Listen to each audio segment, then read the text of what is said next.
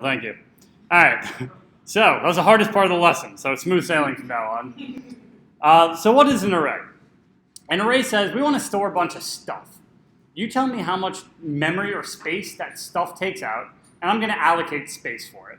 So say you want to be storing something like an 8-bit integer.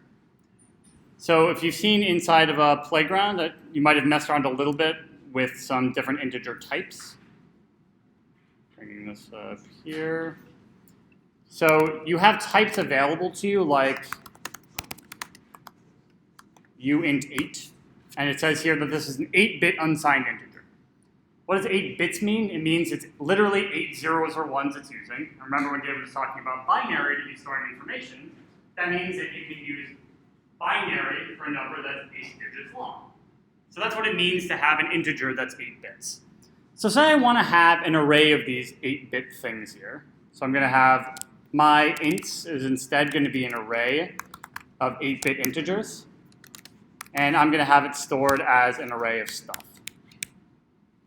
When I declare this, Swift says, okay, I know that I'm going to be needing to store this information. Well, first it's going to give me an error. But it says, I know I'm going to be needing to store 8-bit integers. And I know a few things about them. But mainly, I know that each one of those takes up 8 bits, which is also called a byte. So what I'm going to do with this array is I'm going to say, I'm going to take in all of the computer. I'm going to carve out a space specifically for storing these numbers. It'll start at this memory address right here, which is maybe 0, maybe it's just some arbitrary memory address inside of your machine, usually in hex. Some arbitrary memory spot. And it says you have up until this space here. How much space does it allocate? Maybe enough room for 8 integers. So you take whatever number this is, let's say it's 310, and you add 8 bytes to it, right? Let's just say. So it goes from memory position byte 310 to memory position byte 318. And within that, it makes room for 8 of those integers to be stored.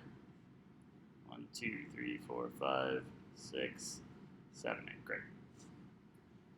So what is it doing with this then? In all of your computer's memory, where you like have files stored, you have like Spotify favorites inside your computer, you have videos, you have pictures. Now there's a little bit of space that is set aside for storing this array that we see right here. This array lives in your computer's memory just like other things that you might have stored inside of your memory. So let's say that you then want to put something inside this array. You want to take my ints and you want to add or append a new element to it, say 9. Does it need the new element thing? No. Okay. So now I put 9 inside my array. And let's say I put in a bunch of other numbers. 3, 2, 10, 11, 1, 4. So each one of these, as I put it inside my array, gets just put in the next slot of memory to be used. Now let's say I have a question for my array. I want to ask it, what is the 5th thing that I put inside the array?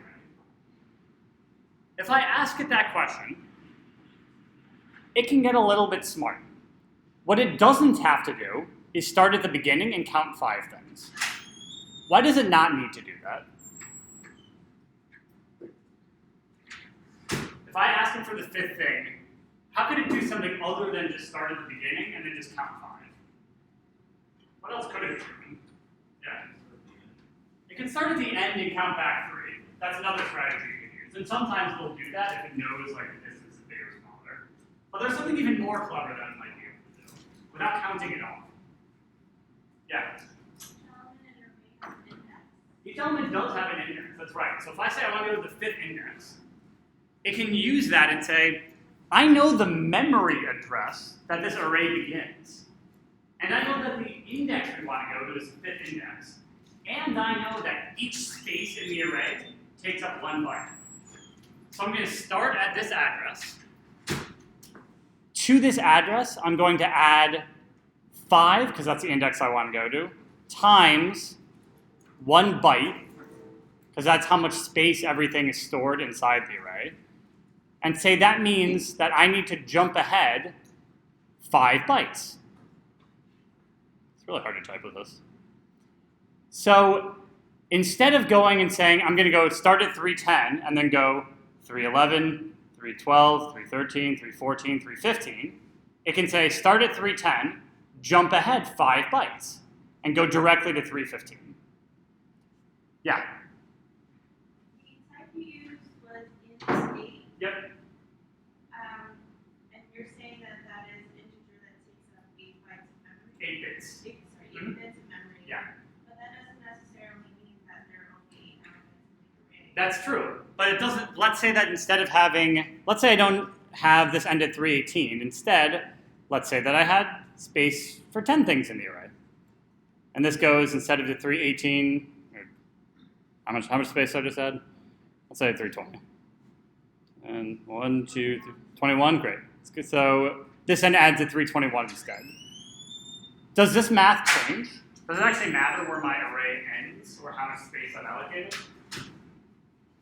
Right? Because even though I have more space at the end, I still do all the same stuff at the beginning, right? This is the starting memory address at 310. I'm going to then, I know that each box holds 1 byte of stuff, and I'm going to jump ahead 5 boxes, each of 1 byte, makes me jump ahead 5 bytes total to this position here. 0, 1, 2, 3, 4, 5, this position here, right? So it doesn't matter how many things we have in our array to know how to get there. So in terms of our big O stuff, trying to remember that back from a few weeks ago, how long does it take to get to an element inside an array? If you know the index of the array, yeah. O of 1, a constant time, right? It doesn't matter how big our array is, as long as we know how much stuff goes in each box and the index of the thing we want to go to, we can say start at the beginning, multiply together the size of the box times how many spaces you want to go, and then you'll end up at the element you were looking for. So we can say that arrays can get things in a constant amount of time. That's pretty neat. And that's why array indexing is a clever strategy you can use if you want to be accessing information pretty quickly, and you know exactly where it is you want to be accessing it. Now, arrays are really good at accessing that.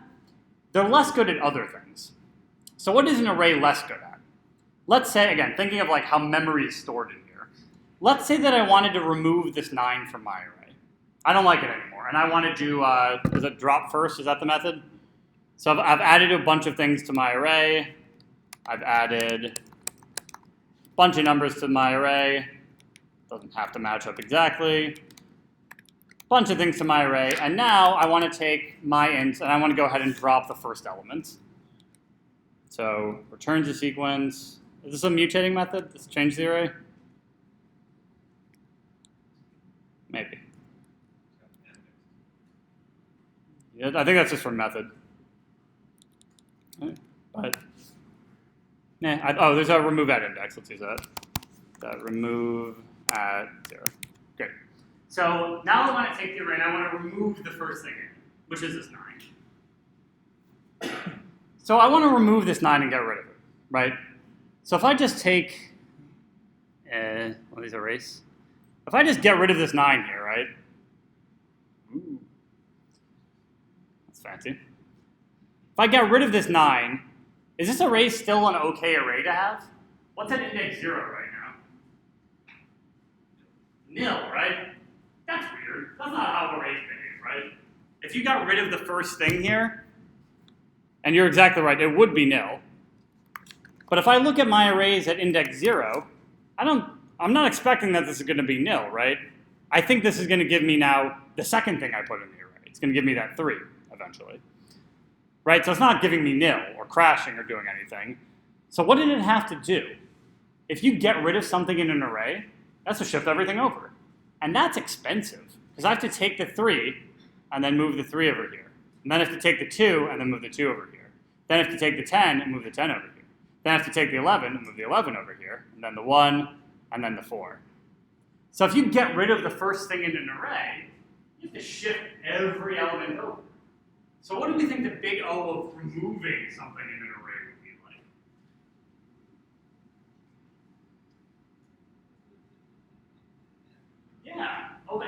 we have to do something with every element in the array. It's just like we're building a new array with all the other elements. We have to take them one at a time and put them over.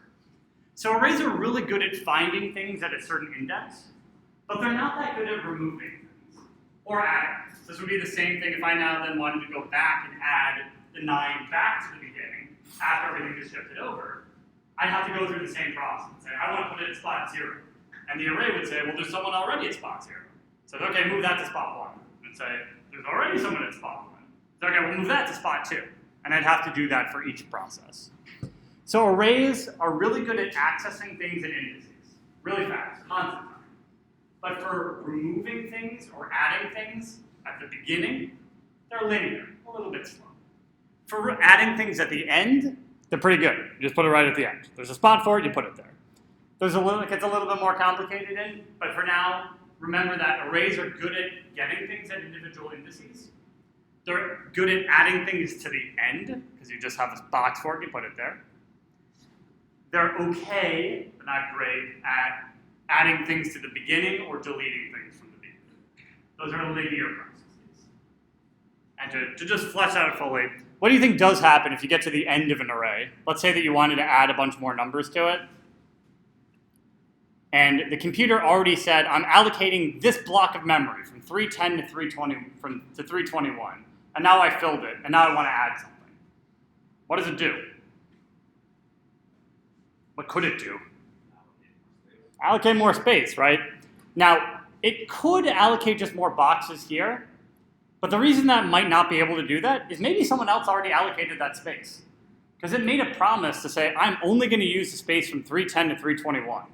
So maybe someone already used 322. It doesn't know.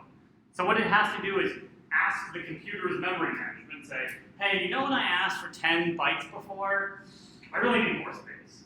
And to be safe, I'm going to ask for twice as much space as I needed before. So now give me 20 bytes of space. Then the computer gives it 20 bytes of space somewhere else, and it copies in all the information over to that memory. So that's what happens when you run out of space, but that's still not that bad. That doesn't happen that often. So arrays are really good at adding things to the end, appending. They're really good at finding things at a given index, and they're okay to kind of bad at inserting or removing things from the beginning. So this is how arrays are stored in memory. Now, when you're actually working in like Xcode, you don't need to know any of that, right? We just wrote this and it just happens. The only reason why that might be relevant is know that remove at, especially at the beginning, is a linear operation. So just like when we were looking at Big O stuff before, when you were working with things like finding the, what were we trying to do there? Like index of, where you're trying to like find something in an array, or like max is another method you can use that like just gives you the maximum value in an array. Those are linear operations, and it's good to know that. You should know that removing things from the beginning of arrays is also a linear operation. So that's a big array preamble. So the goal of that is to explain a little bit about what's happening under the hood when you're building an array.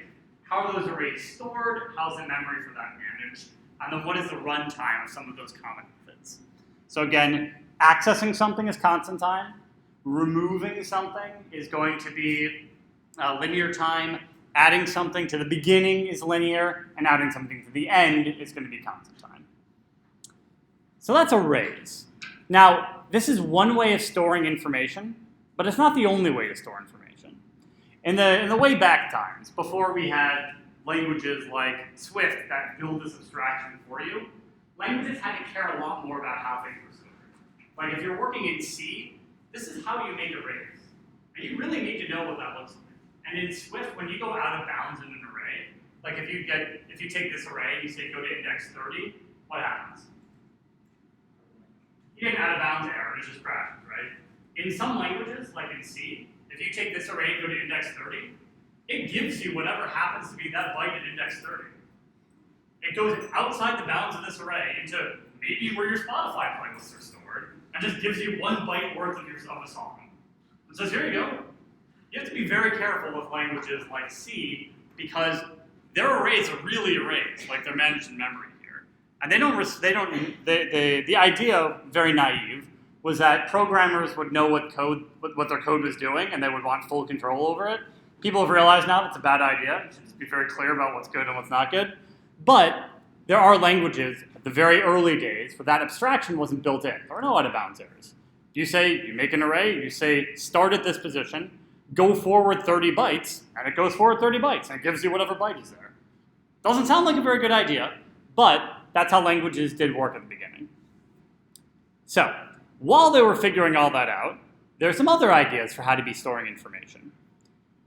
People said, well, arrays are really good at accessing things. That's important, right? Occasionally we have a list and we need to access something there. And they're kind of good at adding stuff to the end, so if we're doing that a lot, then we're good to go. But what if we wanted to organize information in a way that made it so that we could remove things or add things, and do that just as easily as arrays can just access things? Like, what if we want to be able to add or remove things and do that in constant time? How could we structure information to do that? And that brings us to the concept of a linked list. A linked list presents an alternative way of storing information. It says, instead of storing information like an array, where we have a starting memory address, and we know how much space is in every box, we're going to organize it differently. What we're going to do instead is we're going to go ahead and make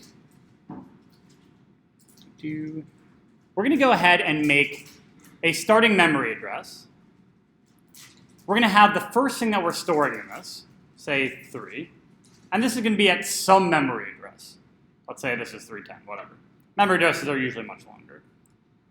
Then instead of allocating a bunch of space, we're going to say, when you add something to this, just tell me what the new thing is, and I'm going to find a memory address anywhere in your computer and just put it in. And your job, number 3, is to remember what that memory address was.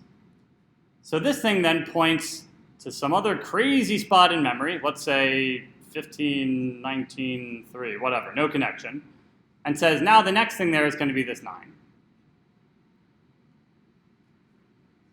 Question? So it remembers where it is, but it doesn't remember what it is. So the 3 doesn't know that it's a 9 there, right? Exactly. The 3, so the information we're storing at position 310 consists of 2 things.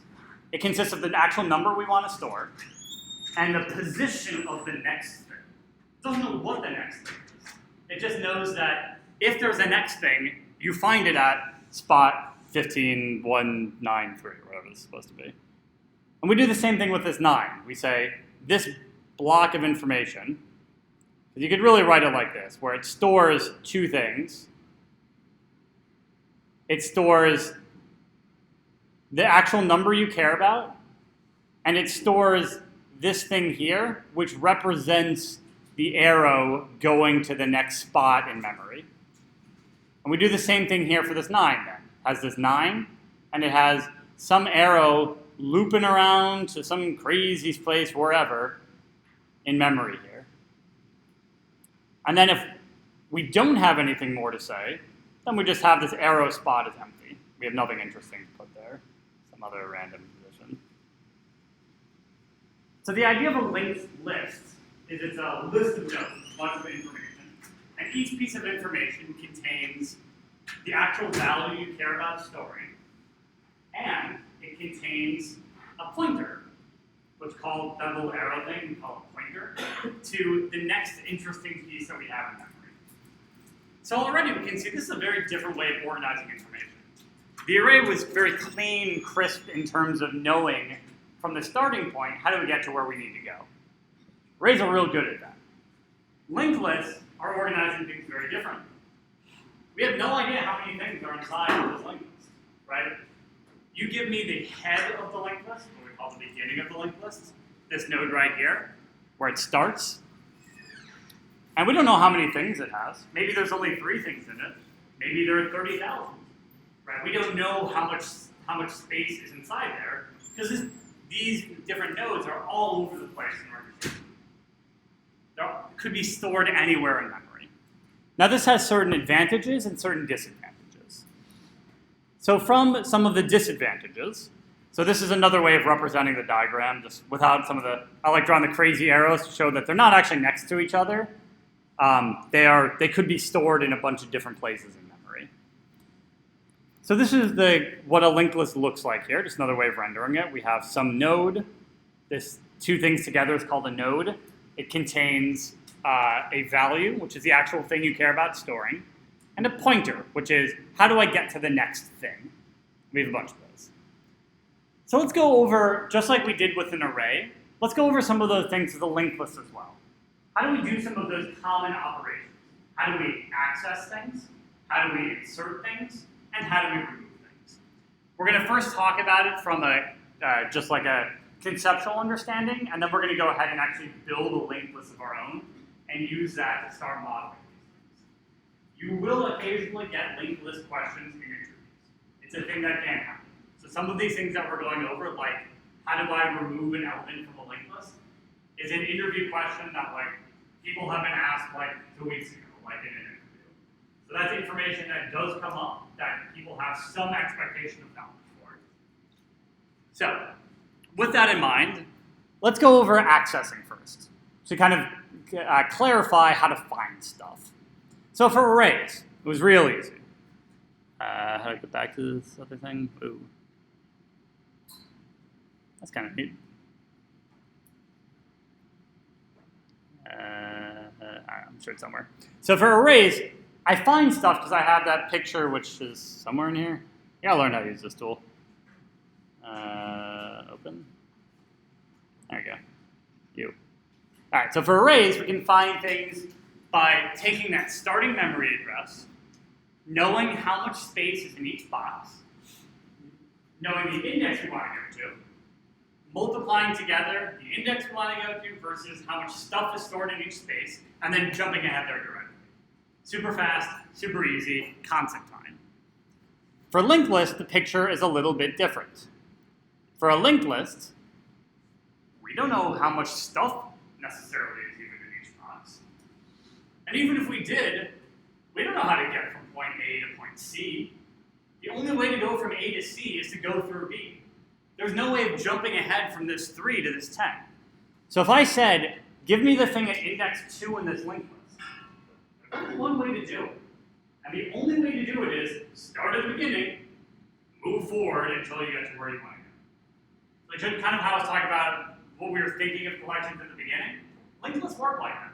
If you had a linked list with, let's say we add another thing to it. We've got, we'll go back over here, how about? It's got this little 4 here. Add some other memory address. 2, 9, 6, whatever. Just make it up numbers. And then this points to nothing. So let's say we want to go to index 3. We start at the first node, which is at memory address 310, hypothetically. We have a node, and we say, okay, we want to go jump ahead index 3. It says, I have no idea where index 3 is. I know where I am, and I know where index 1 is. You'll have to go ask index 1. So it's okay. We march merrily ahead onto the index 1 element. And we say, hey, we need to get to index 3. It says, I know I'm at index 1 and I'm 9. I can tell you index 2 is over here. I don't know what it is, but it's over here. And that's all I know. So I say, okay, fine. So we go over to index 2. Index 2 says, well, I know my value is 10. And I know where index 3 is, but I don't know what it is. So it's okay, fine. So we go over to index 3, and it says, okay, I'm 4. Now we know that index 3 has a value. So the only way to find what the value is at an index in a linked list is to start at the beginning and march ahead until you get to the element. Now, how long do we think that takes as a process? Yeah. That's the array one? It definitely takes longer. Why twice as long?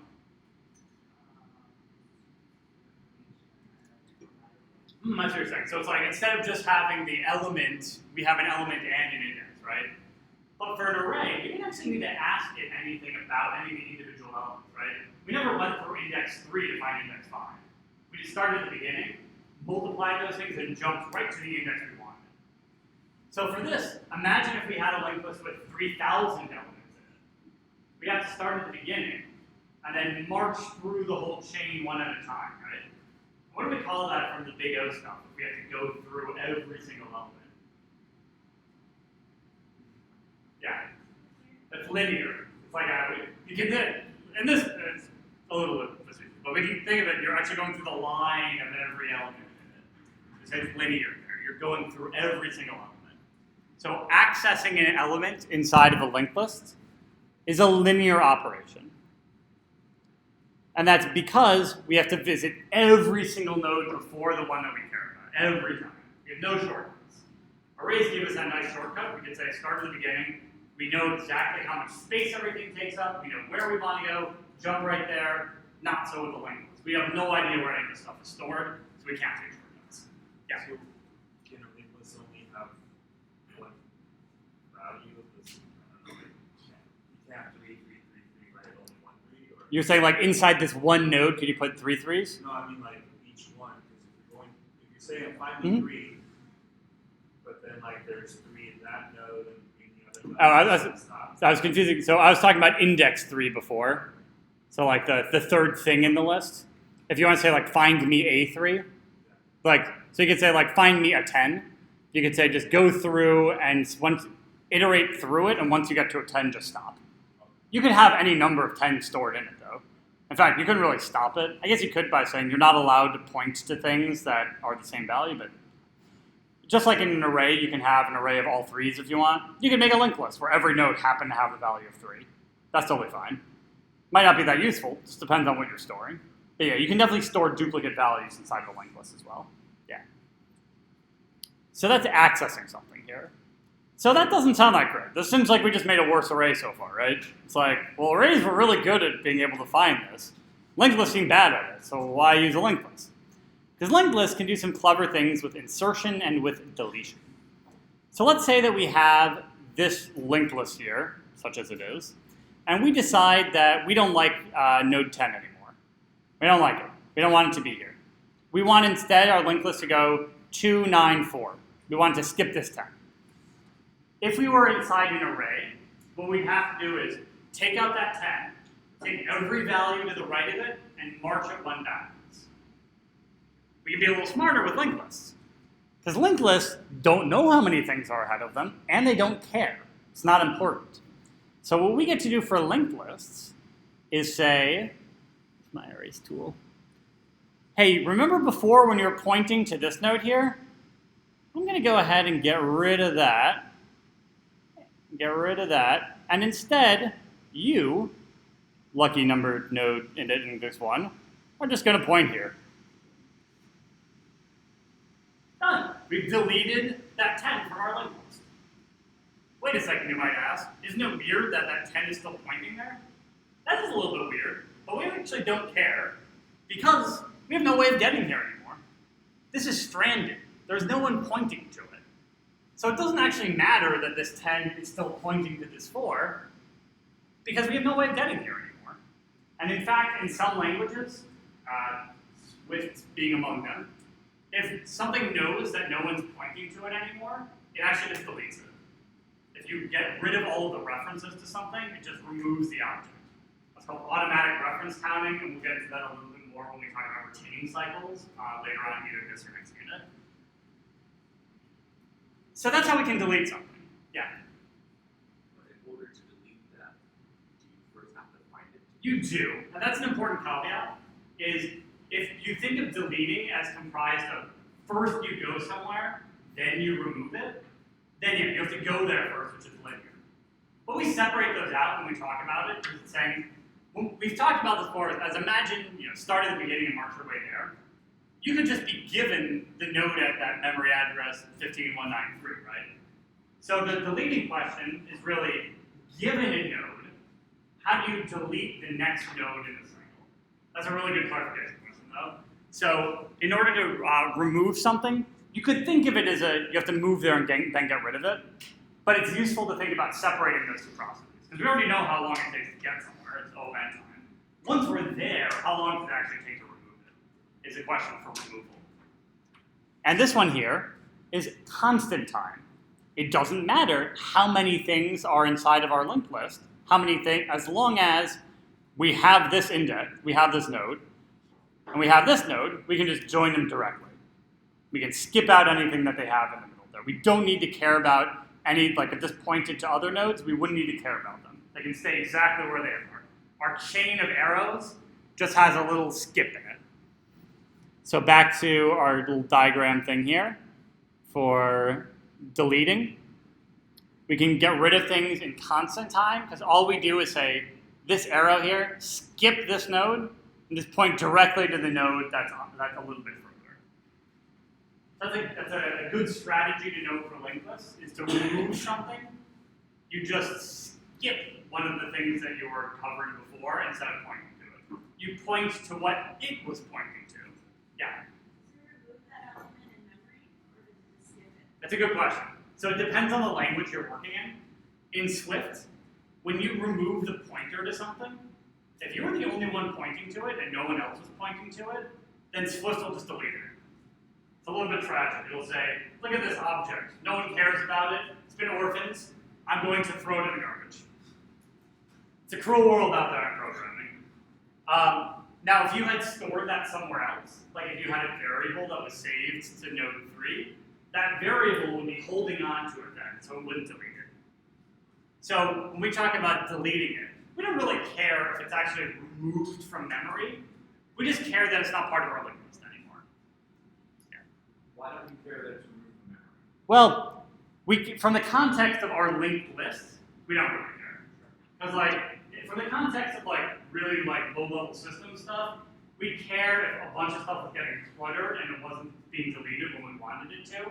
So that would matter eventually.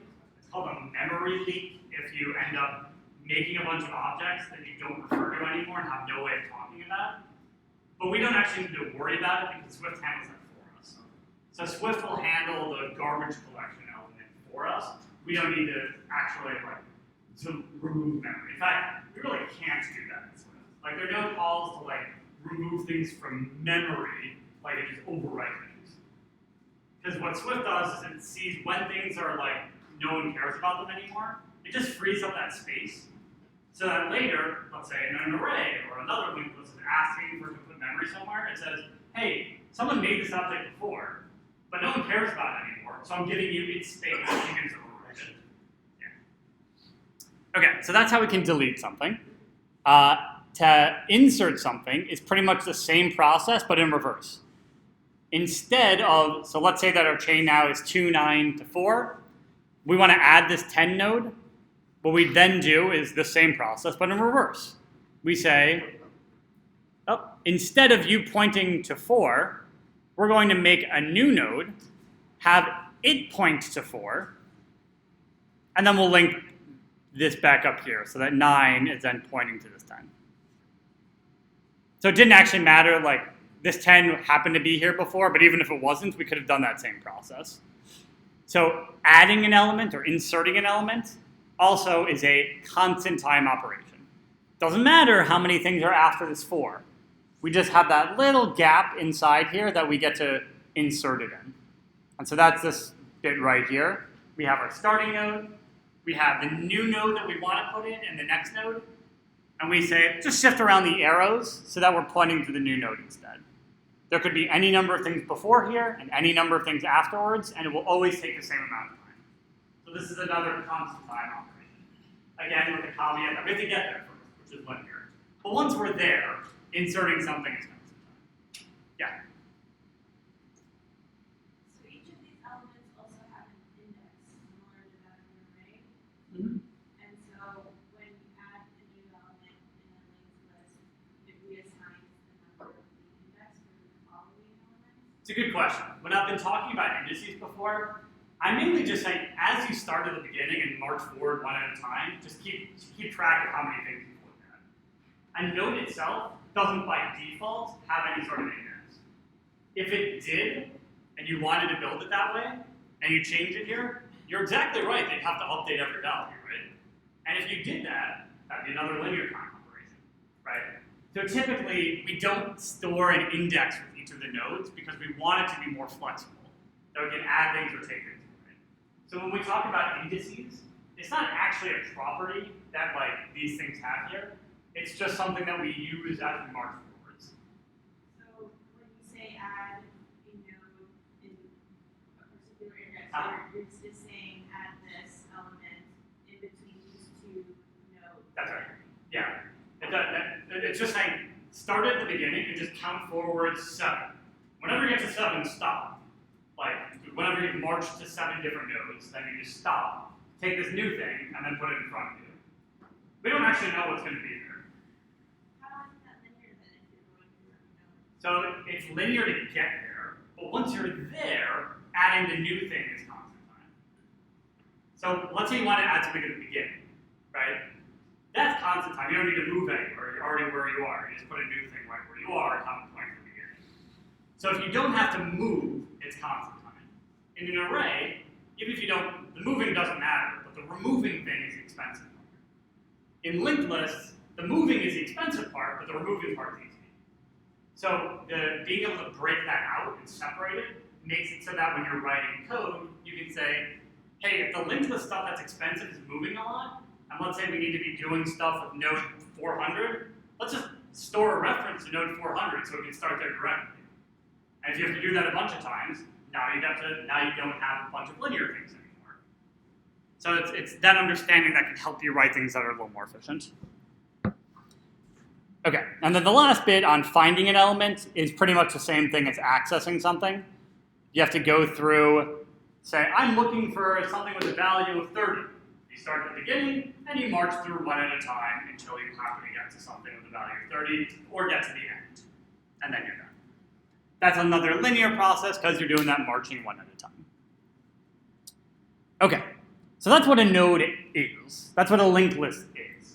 When people talk about a linked list, it's enough to talk about any individual node. Kind of a little bit of a weird concept, but an array isn't like a single element, right? An array is an object that stores a bunch of elements. For our linked list, it's a little bit different. There's no one object that stores all of this stuff. We just have a bunch of different nodes that all point to all of the other things we care about. So it's enough to say that a linked list is just a node. Because the node contains the information about how to get it. You could build other wrappers and whatnot around it. But think of right now, when I say linked list, you can think about this thing right here is a linked list. It's a node and a pointer, and it's going to point to a bunch of other stuff. So we don't need to have another wrapper around all of these things, because they contain all the information already to get to where we need to go. So with that in mind, let's find out how to actually write one of these things. So I'm going to open up a playground here. And in our playground, we're going to go ahead and make a class called node that's going to represent one of our linked list nodes. We have some things we care about inside of a node. It needs to have some information. So that's some value. Let's say that we want to have a bunch of integers. And it needs to have a way of going to the next node. We can represent that by giving it a property called next, which is of type optional node. And then we can build an initializer that takes in the value it has. Right, so what do we build? What is this? This class node that we built here, different languages, this class that we built here is a linked list. This is a node, but it has all the information that we need to be talking about these linked lists here. And this has to be a variable because you can't give an optional thing a let without an initial value. So we have our node class here, which represents our linked list. We have a value, that's the number we have in it. And we have this next. And this next is basically the arrow. It's a pointer to the next node that we have. It's optional because maybe we have something there, and maybe we don't. Our linked list is going to end at some point, and once we get to the last thing, the next thing is no. There is no next node. So this is our linked list. That's pretty simple to write. That's good. Now, yeah, might as well. Okay. Have you talked about generics at all?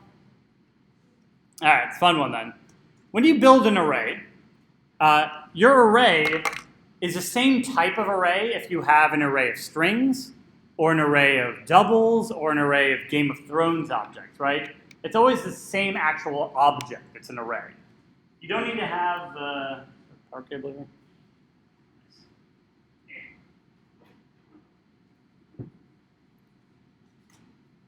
That might work. You win some, you lose some.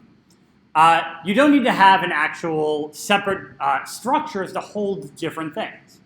I can make an array here that's a int array and have it stored as an array of integers. I can make a double array and have it store a bunch of doubles. And I can make a string array and have it store a collection of strings. Now, how does it do this? These are all arrays, right? But there's different stuff inside of each of the arrays.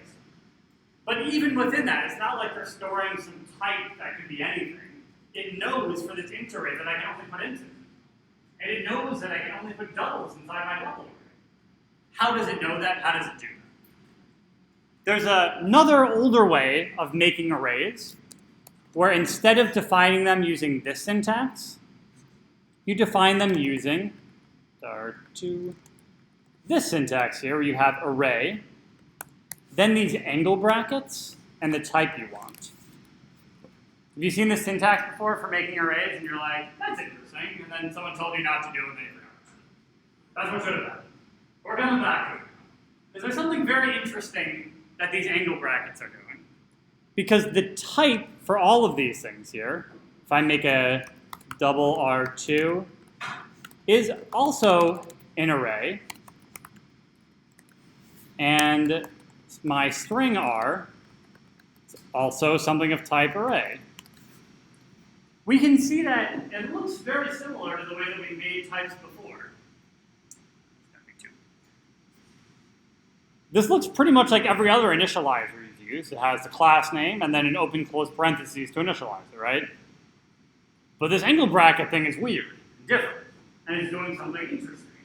What it's saying is, we're building an array, and the thing that we have inside this array is going to be integers. We're going to build an array on 28, and the thing we're going to have inside this array is going to be doubles. We're going to build an array, and the thing inside this array is going to be strings. So what is this? What is it letting it do? What is letting it do this? This is what's called generic Swift or generic types. The idea is when you're building a struct or class, you can specify and say, I am special as a class. I don't only take in things that are integers. I take in anything of a certain type. You tell me what that type is, and I'll build you a fitting object for it. So in our node class here, we say, this node is also a special generic thing. We use this angle bracket T to say, when you create an instance of this node, there's going to be some special type T that you're going to be giving us, which represents whatever type you want. This value here, this val, it's not going to be of type int. It's going to be of type T. And you're going to give me a value of type T. So what we've said is, we don't know what you're giving us here, what this value is. It could be anything. But once we have it, we know that all of the values have to be the same. Right? So, and then the last thing we'll need to do on this is say that this node right here, this should maybe give me an error here. That'd be nice, actually. We'll see. But the last thing we're going to need to do, or certainly should be doing, is say that this node here also has to be the same type as this one that you gave me here. So now we've said our nodes can be any type, strings, ints, doubles, Game of Thrones objects, whatever. But whenever you're trying to assign a next node, you need to have that type be the same. Yeah? So before we create custom types, would it be appropriate to say that this is making a custom type of collection? So a node is a custom collection, for sure. Like we've defined a new collection type. We don't conform to collection. We could maybe do that later. but we're making our own collection of things. The generic bit to it is saying that as long as you're giving us all of the same things, it can be any type you want. So even if we just had it be an int, that's still a collection. It just only would work for integers. And we'd have to make an int node, and a double node, and a string node, and any other type that we wanted would have to have its own node class. By using generics, we don't need to rewrite anything. And we can say, you're going to just make a node, and it can be any type that you want inside of it. It'll make more sense if we start playing around with it, but we'll be able to use that same syntax, like on 27, to be making a node here. By any type, you mean in this case it's type T, not any. Yes, exactly. Not actually the type any, it's for whatever type you happen to want to give us. Custom type, built-in Swift type, whatever. You can build one of those here. So what does that look like now? How do we make one of these things? Let's say we've got our first node here. Say, let node 1 is equal to a new node. We can give it a value here. And let's say the value we give it is 9. If I go over this node now, if I can't really see that, but right here it says now node, and in those angle brackets, it says int.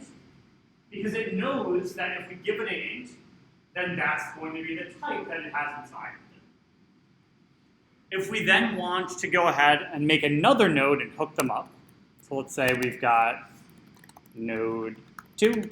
It's going to be a node that has a value of 3. Maybe just do 1, 2. Maybe that makes more sense. Now we've made another node that has another value here of int. Now we can go hook them up together. We can say that node 1's next value is node 2. So now we've linked up our node 1 and our node 2. Now if we tried to make, let's say, a str node or something that had a value instead of a string was an int, or reverse that, had a value of a string instead of an int, and we tried to hook that up to node 2,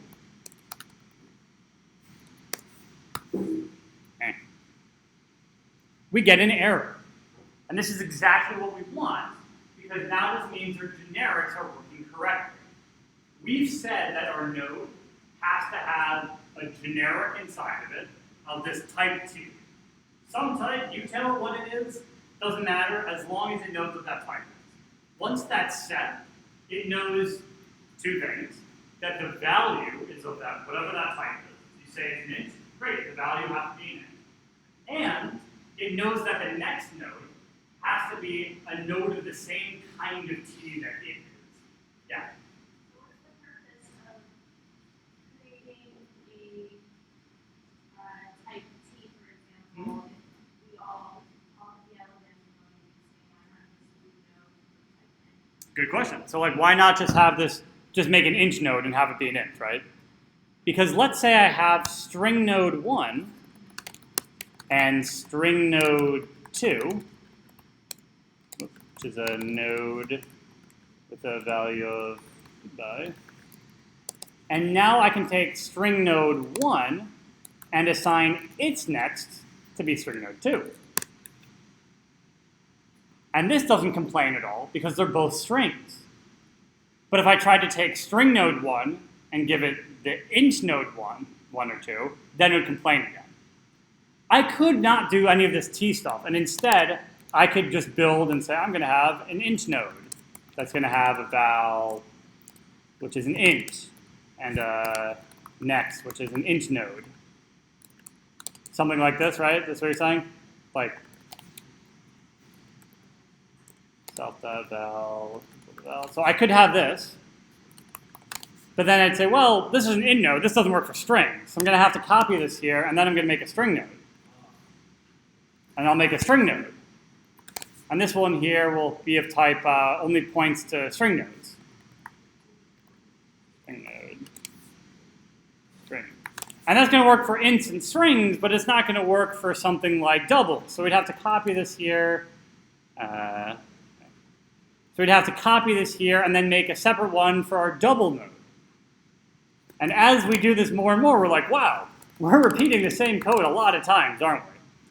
So for any time that we want to be having a new type, we'd have to build out a separate object just to hold that type open. As your applications get bigger and bigger and you want to be reusing code, this would be really annoying to have to manage. Because you'd have to have maybe a dozen or so objects that all have the exact same implementation. And what if each of these wasn't just a little dinky, like, 5-line class? It was like some big, like, 100-line class with its own unit tests, structure, and methods. You have to copy that over for all of them. And while I've done that before, Mark, I'm not very proud that I've had to copy over, like, dozens of objects and exact duplicates. It does happen. But generics try to support that. That's kind of a motivation of, like, why are generics useful? Because we can use the same node object to make this linked list and this linked list, all just by using this here, instead of having to create duplicate structures. So generics come up occasionally, not super often, but if you're building models for housing data, sometimes you want it to be able to store generics in specific ways. So it's really good for trying to make things reusable.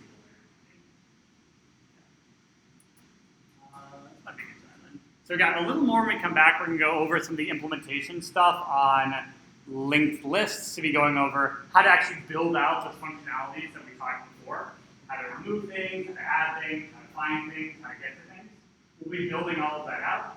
And then there's a lab for later on the, which I have a bunch of unit tests that we'll talk more about tomorrow, about actually going through and trying out some more practice problems on linked lists as well. We'll take about 10 minutes or so, come back at, say, 11:15. We'll break now, and then we're going to come back and finish reviewing the rest of the linked list implementation stuff. So back here at 11:15.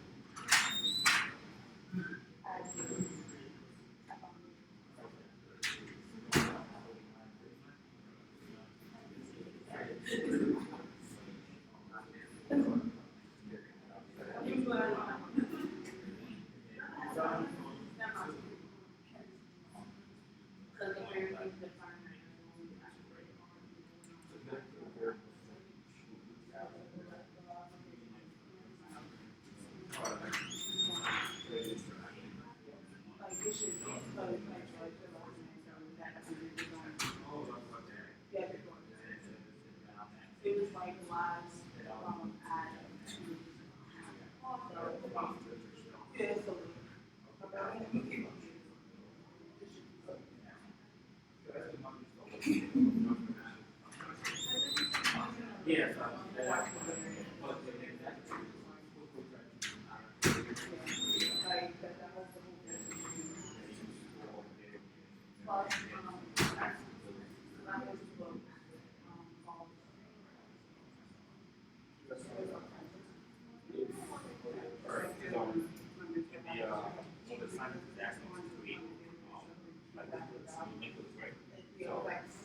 We have to create a variable for each node.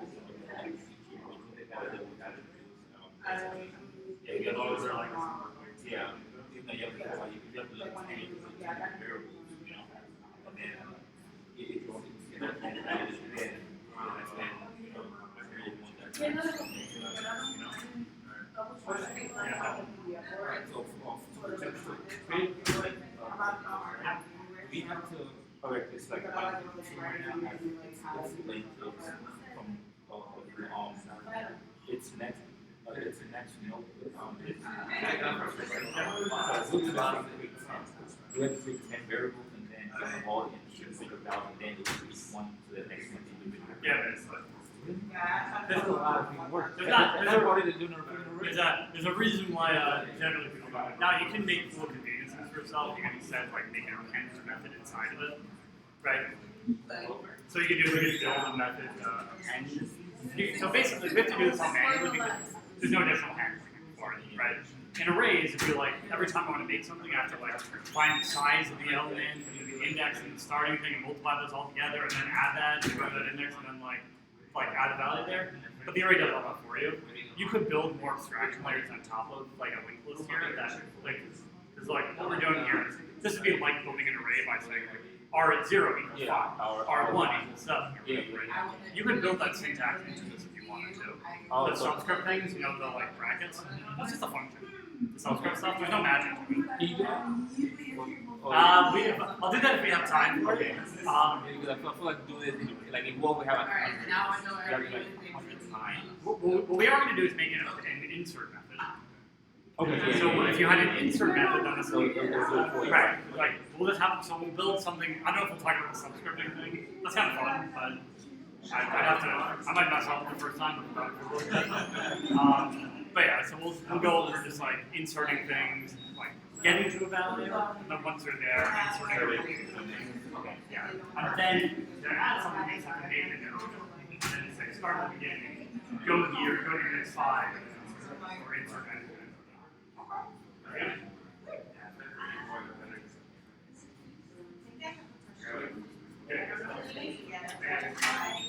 Not the slide anymore.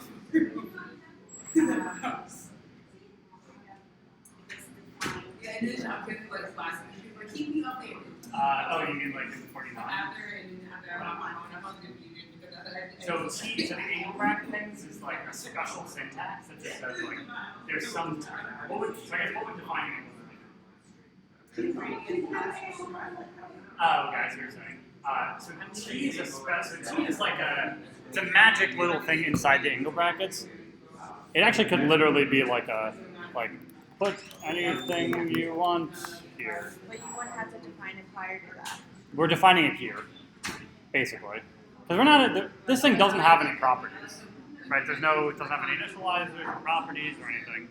What it is just a little placeholder for saying like, you're going to give me a type. So T isn't actually a type, right? It's like a placeholder thing. It's a placeholder for a real type you're going to give it later. So the reason why we don't need to define anything for it is because there's nothing to define. We don't know what it is. Now, we can do, which we'll look at in a little bit, is you can constrain it to different protocols. So you can say that whatever you give me has to be agreeable. Has to be able to be put on either side of it. Or you can say that whatever you give me has to be a, custom string convertible or whatever. Or it has to be a UI table view data source, whatever. You can constrain things to protocols, like in your generic however you want to. And then here we're going to get errors that like, error, like our ints like don't conform to like UI table view data source. We'll get into that a little later. Yeah. Huh? I should probably do this.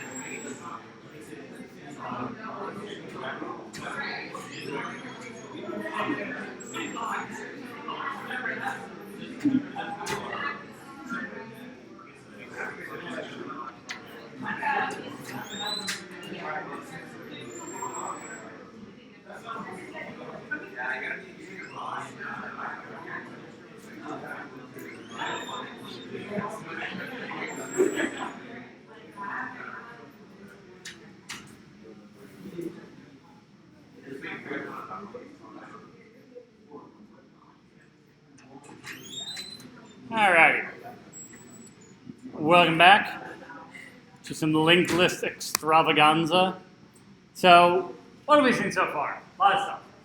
To recap some of the interesting takeaways we've had, we went over how we started with a little deep dive into what actually happens with arrays, going over that arrays are really a collection of stuff at a particular memory address. They're a combination of knowing how big each box is and a bunch of boxes. So arrays are really good at going directly from the beginning and jumping ahead to an index. Really good at that, can do it really quickly. They're okay at deleting and like inserting things, but it's linear because you have to shift everything over or make a new space for stuff. So arrays are okay at that. So linked lists present an interesting alternative because linked lists are really good at inserting or deleting stuff. We saw from the example with our handily erased stuff here that if you want to delete something, you just skip over it. And if you want to add something, you just add that new node in there. It's like a little road bump. And because none of the other things know what's behind them anyways, it doesn't make a difference. And you don't have to worry about it from an implementation perspective. So linked lists are really good, really fast, constant time at inserting and deleting. But the only way to get somewhere is to start at the beginning and then march forwards. So it's linear time to actually access anything. So different trade-offs. That's generally the takeaway is that anytime you're like, well, we already know how to store stuff. Why are we doing it another way?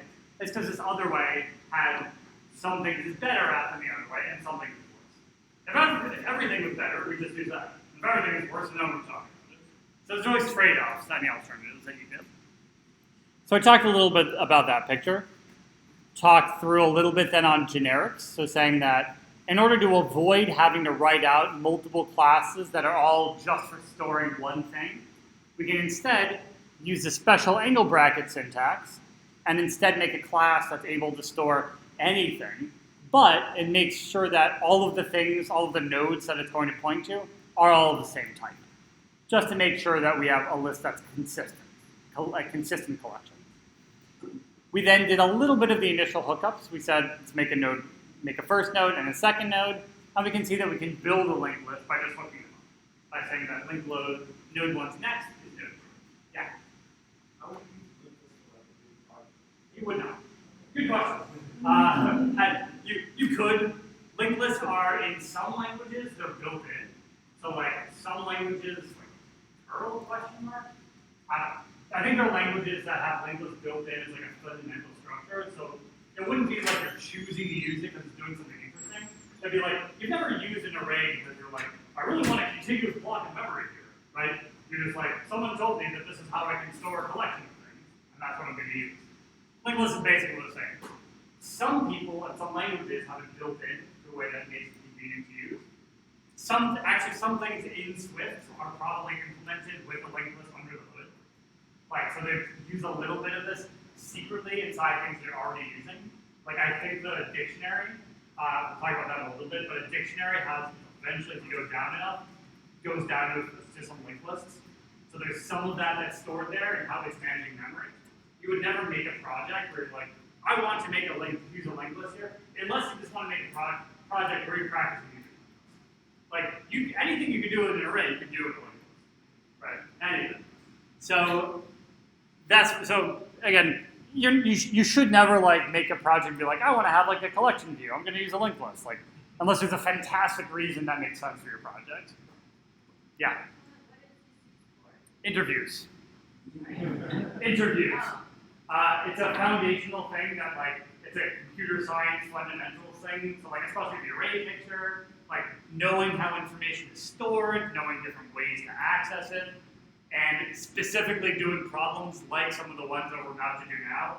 I'm telling this to you not because like I think it's interesting, though I do think it's interesting, but like that would be a very valuable use of my time just to like be up here telling you about things that I find interesting. I'm telling this to you because you will answer interview questions that are about like this.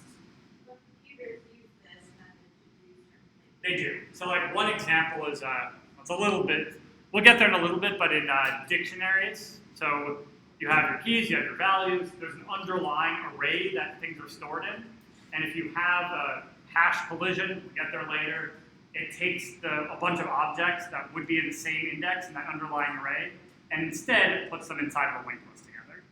That's just one example of something that Swift does use for it. we'll get that later, but it's a strategy that understanding how linked list works can be helpful in implementing things. I think it came up once at work. I think we refactored a queue to be, someone had actually implemented a particular thing that we were doing with the linked list before, and it was causing some problems, and we had to refactor it into an array. But like, someone built it because it's a really low-level thing, and they actually needed to care about that memory management. It's very unlikely that any projects you work in, like for at least the first couple of years professionally, would get into that, but it might come. But really the reason is because it's going to be asked in interviews. It's just one of those foundational things that you would get in a CS degree, so people expect you to have some exposure to. So with that, we've built our very first simple linked list that just starts at node 1 and then links up node 1 to node 2. Great, so that's a linked list. What we're going to do now is talk about how to implement some of the methods we talked about earlier, figuring out how to get to elements, how to insert things, how to delete them, and actually build a class that's a little bit more usable than just manually digging into the guts of it here. So let's go ahead and do that. So what we're going to do, this is a linked list. I want to emphasize it. Just having a node that's like hooked up here, this is a linked list. We are going to build a wrapper class around it that we're going to call linked list because we want to give it some convenience methods, and we also want to keep special reference to one specific node, which is the start of the linked list. So our linked list is also going to be of some type that's going to be the same. It's going to have a head node, which we're going to call head, which is going to be a node. Could be empty. And it's then going to have, let me see if we need anything else in it. That might be it. Yeah, I'm fine with that. All right, great. We built our linked list. It's a wrap around one node. But it's going to serve as a place for us to be storing our different properties that we're going to be grouping here. So, what do we want to do first here? Let's make a function that's going to just print out all of the different values that we have. So I'm going to call it print all nodes. Returns nothing, takes in nothing. It's going to be a method that's just going to go through our linked list and print everything. Just to kind of get it started and see how it can start playing around with the structure that we have. So what is this going to look like? Let's build our linked list first, and then we can see what we actually expect it to be doing. So let's say, I'll comment this stuff out for now. All right, so let's say that we've got our first node here. We call it node 1. It's going to be a node. So I just comment out my node class that I needed. Nice. Nice. Should probably use it. All right, so let's go ahead and make our first node, which is going to be a node. That's going to be, say 1. So let's do a strings, why not? That's the power of our generics here. We can have any type we want to in this here. We're going to have our node 2. Let's have node 3. Node 3. And node 4. Exciting. Now that we've made them, again, we'll find better ways to do this. We need to hook them all up. Because these all exist in isolation right now. All of their nexts are nil, so we actually need to connect them. So we're going to just do that manually for now. We're going to say node 1 points to node 2, node 2 points to node 3, and node 3 points to node 4. Then we're going to build our linked list, which is going to be a new linked list. And we're going to say that the head of this linked list here, so can I do that in here? Maybe. I don't get a memorize initializer, right? Fine. So I'll say init head node t. So now this is just a way of building our linked list this way if we want to. So and we'll say that the head of this linked list is going to be node 1. All right, so we built our linked list. So now that we have our linked list, we'd love to be able to call print all nodes, which would print out 1, 2, 3, 4. That's the current goal that we have right now. So how do we do it? We first may or may not actually have a head node. Because maybe someone gave it nil, and we just had an empty linked list. Which you can have just like you can have an empty array, right? We could have a linked list with no values in it. So what we need to do inside of our print all nodes is we need to first find out if we have a head node. Then if we do, we need to print it. Then we need to see if that has a next node. And if it does, then we need to print it. Then we need to see if that has a next node, and then we need to print it. And so on, until eventually something will answer the question, no, I don't have a next, and then we stop. So to solve this here, we're going to make a current node, which is going to represent the node that we're at right now, and it's going to have an initial value of head. So starting off here, so we have a current node, which has an initial value of this head here. We can then say, while the current node is not nil, do the following.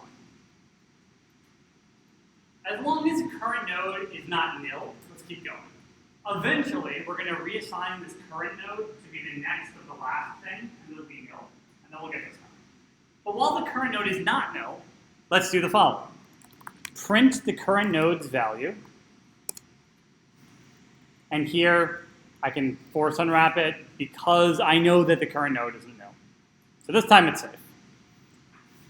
Then I'm going to go ahead and take this current node, and I'm going to assign it to be whatever the next node is. These lines look really weird in like Swift compared to like math class because you're like, wait a second, these things aren't equal. Remember again that the equal sign here is an assignment operator. So we're saying that the current node becomes whatever the next value is of the current node. We're reassigning it. We're not saying that these things are equal. Then, eventually, we'll start off at 1. We'll say, that's not nil, so we'll print 1. Then we'll reassign current node to node 2. We'll print 2. We'll reassign it to node 3. We'll print 3. We'll reassign it to node 4. We'll print 4. We'll reassign it to nil. Current node is then equal to nil, so we don't enter the loop, and then we stop. Let's see if it works. Linked list dot print all nodes, and just started earlier. Oh, great. Fastest time I've seen playgrounds do something. And there are all of our nodes. That up here. So this is the operating structure of what iterating through a linked list should look like. If there's anything to memorize about linked lists, it's being comfortable with iterating through them. Being comfortable with having that structure where you have an initial starting node, check to see if it's nil. If it's not, print it out. Reassign this counter variable that you're using to the next node, and then keep going. This is the most important thing to know about linked lists, is to be able to iterate through them. Lots of important things. But the most important thing about linked lists is to be able to iterate over a linked list and get all of them. We'll use different variants of this to be finding things and accessing things. But the most important thing is to just be able to iterate over a linked list. Okay, so we're going to use a variant of it. And we're going to go then say, let's say that we don't want to print all of the nodes, but we want to access it. Because maybe we want to delete and insert things. But we know that if we want to delete or insert something, we want to do it at a given position. So we're going to need to be able to get there first. So let's go ahead and we'll make our next method, which is, can we do subscripts? Does that work? Look up subscript syntax. Nah, let's not do that. So let's go ahead and make our next method here, which is going to be called get node at index. And that's going to return a node. So get node at index is not going to tell us the value. It's actually going to give us back the full node at x. Then we can do whatever we want if we can get its index. But we can also start doing things like deleting things and inserting things. So we can use this method for a lot of other things that we're interested in. So to do that, we're going to use a very similar structure that we're doing here. And there's one maybe caveat. I don't actually like my function signature here. I think there's something about it I should change. What might I want to change about my function signature?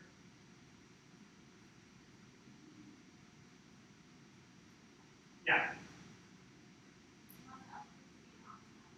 I think I might want that. Why would I want that?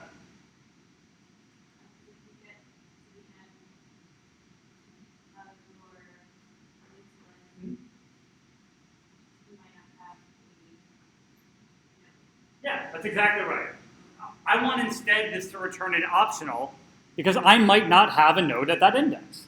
What if I have a linked list that has 3 things in it and they ask me for the node at index 5000? I don't have a node. I'd like to give an optional. It's kind of like how it would be nice if arrays worked that way, right? I could just crash. That's what arrays do. But that's kind of an older design philosophy thing. Okay, so now I want to get a node at a particular index. So what I want to do first is I'm going to need to make a counter. And that counter is going to be representing how many steps I've taken. Then I'm going to make the same thing where I make a current node and assign it to the head node. Current node is equal to head. Then I want to keep marching through my list as long as the counter that I'm at is less than the index. So while the counter that I'm at is less than the index, do the following things. Take the current node and reassign it to instead be the current node's next value. This will have me march along using that same iterating structure. Not printing it this time, but I'm just kind of marching along there. And then, as soon as the counter is no longer less than the index, because it is equal to the index, the current node's value is the thing that I'm interested in. So I can go ahead and return it.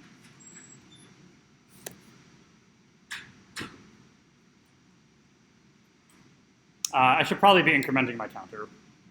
So also, I love making this point here. Error warnings are your friends here, right? I just made a bug in my implementation right now. I was about to go ahead and start running this without actually incrementing my counter. I made a counter because I knew I wanted to be changing it, and then I didn't do anything with it. I even made it a variable because I knew I wanted to be changing it.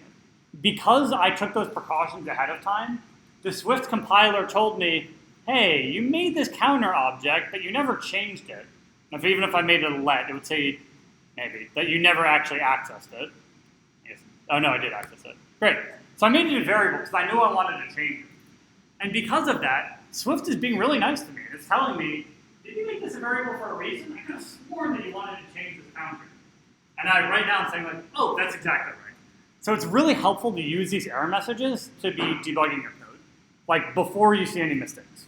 It's one of the key advantages to working in a compiled language is you get to get ahead of these mistakes before they happen. So now you can fix that bug without even having running it, which would have made it into the loop and probably would have crashed the playgrounds. Great. Maybe that'll still happen, but it would be more exciting. So we have our linked list. It's hooked up like it is here. And we want to then play around with it and see if we can get the node objects that we want. So let's go ahead, and instead of printing all of the nodes, let's go ahead and print our linked list dot get node at index 3. And let's see what it does. We should probably print its value. Remember, this is an optional, because we might not have the node. It's telling us that this is an optional, that's fine. Great. And so here it's telling us that the node at index 3 is node 4, which is correct, because we want our indices to work like they work with arrays. We could make it work differently if we wanted to, but that's the implementation that I think makes sense.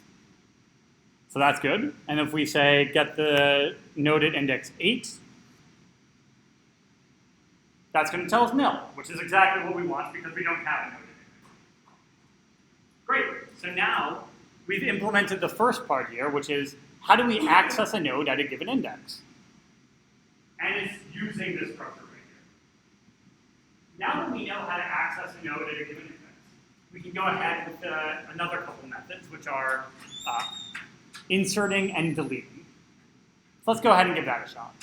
So I want to make here a function that's going to insert a node at an index and return nothing. I could have it return the head if I wanted to.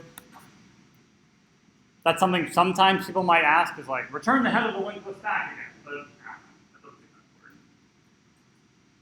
that word. Okay, so the first thing that I need to do, if I want to insert a node at an index, what is that going to look like? So if I have the picture here of 1 points to 2, points to 3, points to 4, and I want to insert something at, let's say, index 2, what should my list look like? So let's say I want to take 10, that's my new node, and I want to put it at index 2. What that means is that this 2 here should instead be pointing to this 10. So that now my indexing looks like this. So that's a structure I'm going to want to take for inserting. So if I want to insert something at index 2, I can't go to the old index 2 because then I've already skipped past the thing that needs to be able to point to this 10. So I need to go one short of the index that I want to insert at, and then go forwards. So I'm going to go one short of the old index 2. Then I'm going to grab this node and this node. Then say that this node here and the one index before should point to the new thing. And the new thing should point to the old index 2. And that'll get me where I want to be. So how do I do that?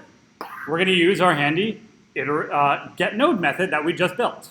That's convenient. So I can say yardlet, maybe this should throw or something, because I guess if you give me a negative, we can make the behavior. We'll cover some edge cases later, but if you give me a negative number, we can just put it at the beginning. And if you give me a number that's too big, we'll just put it at the end. So I don't have to worry about, like, if I say insert at 3,000, we'll just put it at the end. So let's go ahead and get that index. We'll cover those edge cases later. Lots of edge cases with linked lists. So say guardlet node before is going to be equal to get node at index -1. And if that isn't there, we're just going to go ahead and return for now. So we're not handling those. If you give me a negative number or a really big number, we're just not handling it. So now what do we do with this node before? That corresponds to that 2 in our little diagram here. What we want to do is say that 2, instead of pointing where it used to be pointing to, should instead point to our new fancy node here. This maybe new elements is what we could call it externally, just like arrays do. So we could say instead, we're going to go ahead here and take this new element, and our node before its next node is going to be our new element. That should work. So that's going to then hook up this to this. But if we stop here, sorry, it's called a node. That's fine.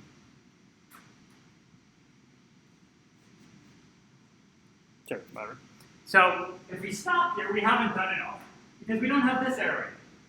Our new element isn't pointing anywhere. It has no next, right? It has a next of nil. Maybe someone made it have a next of something else, but we don't want to worry about that right now. Maybe we should make it instead that they give it a new value. Let's do that. That's a little bit better. So we're going to have them insert a new value instead. So this means that the caller of this method doesn't have to actually build a node. They just have to give us the value. That's a little bit extra, right? If you're using, you don't have to worry about building nodes and whatnot. So now we're going to make a node ourselves. New node is going to be a node, and the value is going to be this new value. Then we'll say that the node before's next is going to be this new node. And then we'll do the other part of our hookup and say that this new node needs to point to this node before's next here, right? Ooh, but if we do it down here, we're too late. We already assigned the node before's next to be this new node. That means we got rid of it. So we need to be very careful about the order in which we're doing these, and instead say that this new node's next is going to be equal to the before node's next.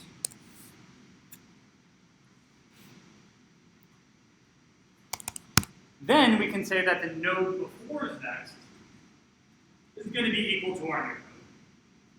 So this does those two things. It says, make this new node here, assign this new node here to be whatever this node before is pointing to, which is this 3. Then it says, reassign this node here to, instead of be pointing to this 3, point to this new thing. So that's our insertion. Now we'll test it. Did that actually work? Let's take our linked list here, and I'm going to do the same thing here. I'm going to insert that 10 at 2, is that what I said? And then I'm going to print my linked list.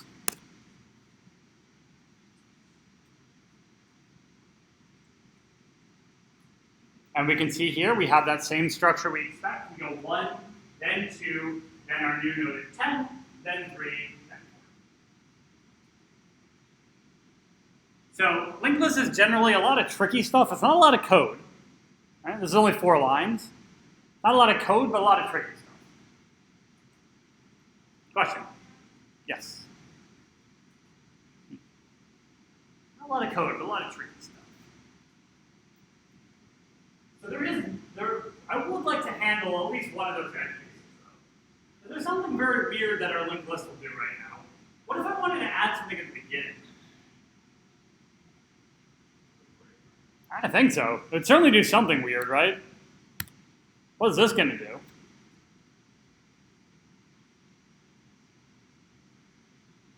It kind of works. This doesn't actually put it at the beginning, right? Kind of weird, right? So let's try to figure out what's going on when we're trying to insert it at the beginning. Because it almost got there, but it didn't quite get there. So what's happening when we put in 0 right now in our current code?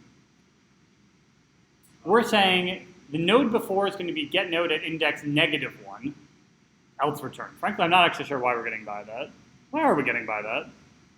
It's a good question.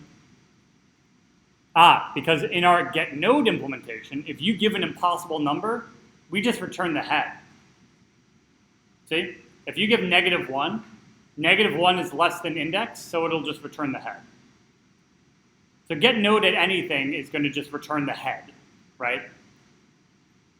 So this here, even if it's a negative number, will always just give us the head of the linked list. Because we were really asking for the index before the head, but that's a bad question, right?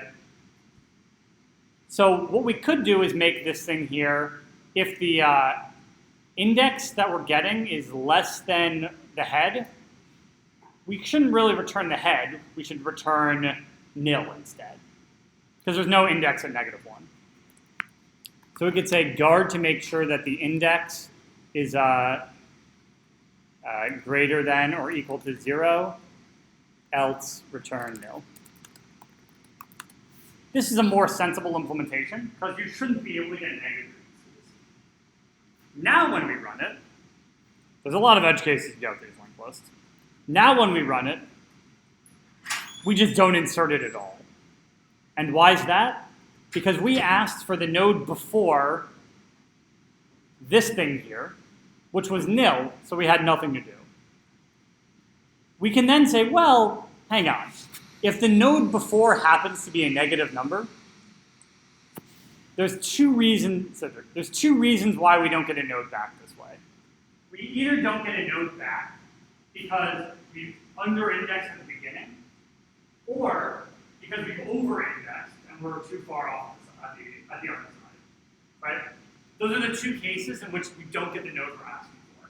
It's either because we were asking for something before the beginning or after the end. If it's anywhere in the middle, we'll get it. But if it's those two, we're not going to end up with it. So we can handle those two different cases here. We can say if the index is equal to 0, which is the case here, we can then say, well, we actually know what the node is. it's the head node. We want to insert a node before the head node and make that the head node. So we can just do that directly and say if the index is equal to 0, we can say make our new node, which now that I'm using here, maybe I want to make up here instead. So now we have our new node. We can then take our new node and say the new node's next is going to point to the head. And we're going to rewrite the head to be equal to this new node. Long live the new head. This new node that we just put in. We tried to say, put something in at the beginning.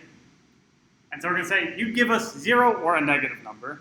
Weird edge case, but whatever. And we'll just make this new node here the new head, the new beginning of our linked list. If instead,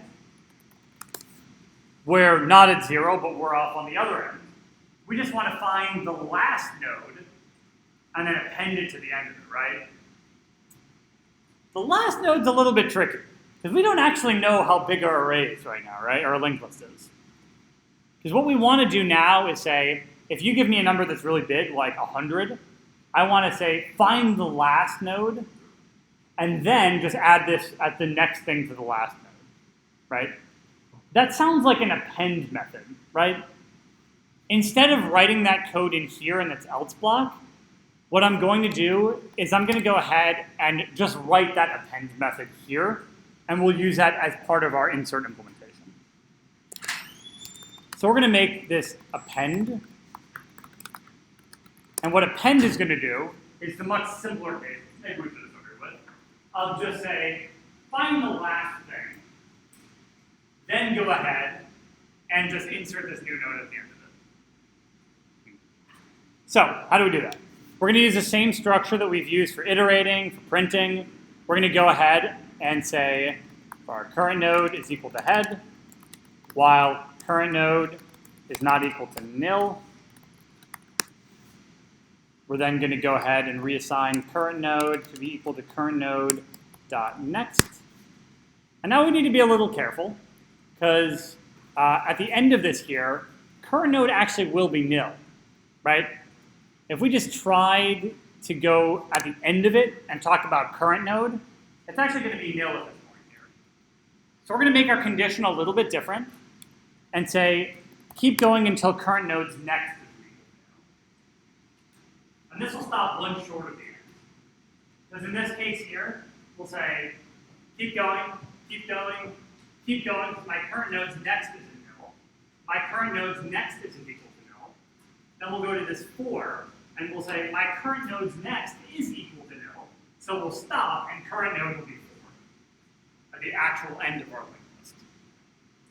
So then we can go ahead and reassign current node to be equal to a new node from our value here with our new value. So again, it's not a lot of code that goes into a lot of this iteration stuff for linked lists, but you have to be very careful and intentional about how you're iterating over them. So now that we've done that, we have an append method that we've built, and we can say that when we're inserting something, if the index that we were trying to get here isn't at the beginning, right? If the index is, so if we say inserted 0, then reassign the head. Otherwise, we can just go ahead and append the new value of this new value. And if you give us a negative number right now, we're actually not doing anything. That's fine. You would want to think about how you're handling those kinds of edge cases.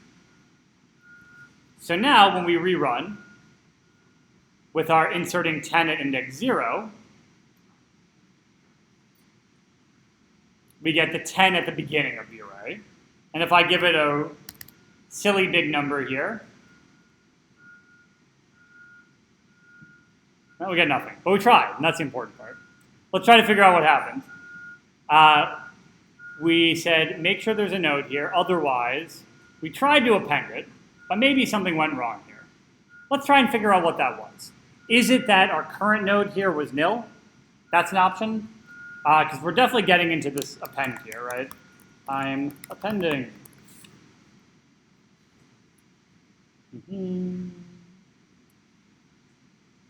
So it's trying to append. That's good. Just didn't work.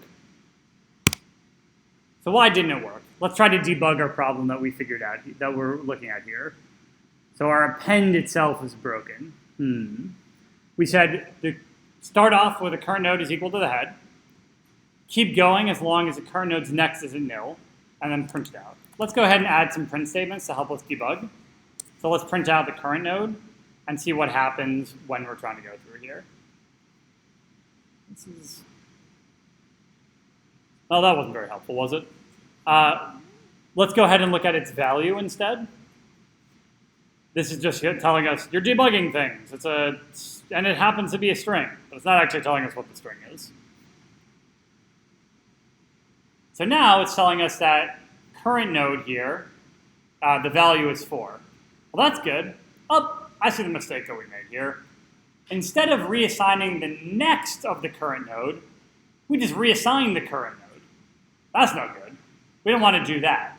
We want to take instead this current node's next and reassign it here. That's one of the problems. Maybe we'll have more.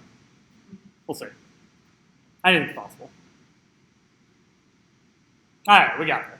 So now we go 1, 2, 3, 4, 10, because that's the next thing that we added. That's a brief, totally planned example of what some of the debugging stuff looks like in linked list. It's really helpful to get a clear understanding of when you're iterating through, what did I end up with? What was this current node's value? And then figure out if you're doing what you want to be doing with it. So now we have our inserting working. We have our appending working that we just made. We've got our getting working. The only thing that we're missing is our deleting. And I guess we could do finding. No, this appends to the end of the list. Because we say start at the beginning with the head, then as long as the next node has a real value, keep going forwards. Take this current node and assign it instead to be the next node in the list. What's that? Was I, oh, you're saying like the other thing we wanted to do to like insert something at the beginning of the list? Yeah, so those are two separate things we were doing. We want to be able to insert at the beginning and insert something after the end. And yeah, if we change this back to 0 instead, this does insert at the beginning. So it puts the 10 here at the beginning.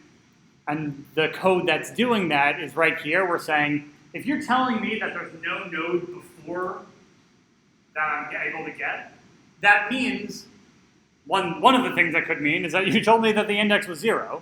And if you want me to insert something at position 0, I need to override the head. It's the basic idea. Okay, let's take a quick look at deleting then. So we're going to delete at index. And if we want to delete something at an index, we need to do the same thing that we did to add. We're going to say we want to delete whatever is at index 2.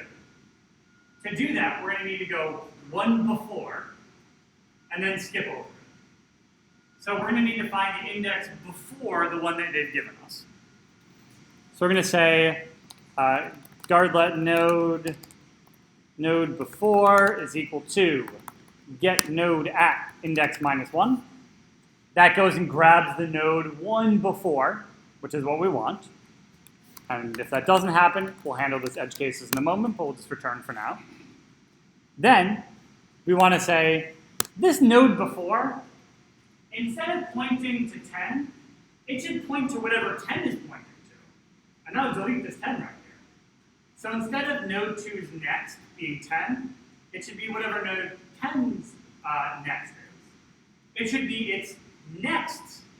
And we're going to do that reassignment to jump it forwards. So node before is next is instead equal to node before is nexts. You can make that out in variables if you want to, but we're saying node before dot next is this node right here, and its next is this one here. So that'll give us the value we want. So let's check the simple case here, and then we'll do some edge case handling. Man, this one was way easier, huh? So this one, because you only need this question mark here for optional chaining. It is in fact optional. Like the type of this here is an optional node.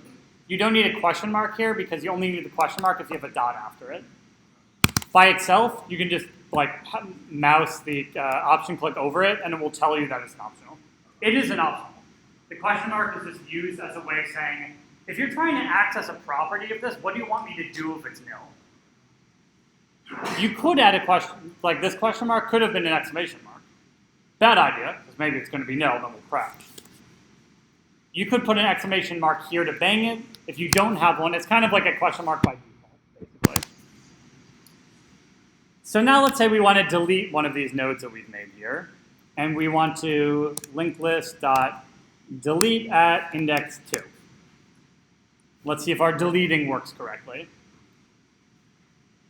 1 at index 0, 2 at index 1, and it used to be a 3 at index 2. Now there's a 4. So our deleting worked. Now we just need to handle the edge cases. If you tell me to delete a node at index 0, right now we're doing nothing, probably. And instead, we should be deleting the head node. So we can say, if I don't have a real node, if the index is 0, then we're just going to reassign the head to be whatever the head's next node is. And that deletes it. And then return. And honestly, if you give me an index that's too big, like you say delete node at index 2000, I'm fine not doing anything. I don't think that necessarily means that you should delete whatever happens to be at the end. So it's all the behavior that you want. When you're building your own classes, you get to decide what you want that behavior to look like. I might, if I was feeling fancy, do some throwing stuff, but we'll get there later. So now, deleting at 0 goes and deletes the head of it here.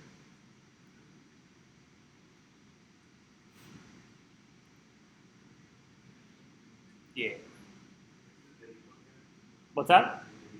The delete button? Yeah. The real meat of it is this line. If there's anything to remember about deleting, it's this line right here. The next thing. That's the good stuff when you're deleting.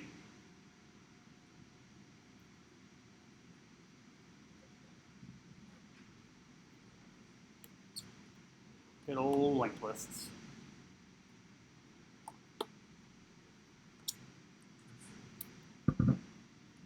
So those are the methods that we had talked about before.